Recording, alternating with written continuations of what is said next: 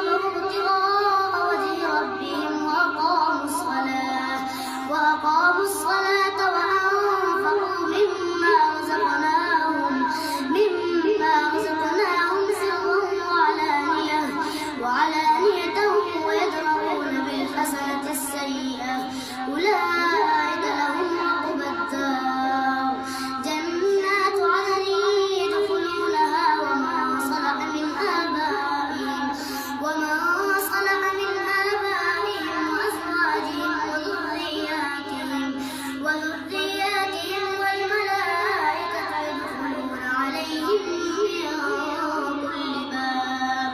سلام عليكم بما صبرتم فنعم عقبى الدار والذين ينقضون عهد الله من بعد ميثاقه ويقطعون ما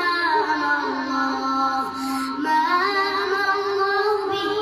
أن يوصل ويفسدون في الأرض أولئك لهم اللعنة ولهم سوء الدار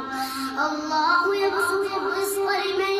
يشاء ويقدر وفرحوا بالحياة الدنيا وما الحياة الدنيا في الآخرة إلا متاع ويقول الذين كفروا لولا أنزل عليه آية من ربه قل إن الله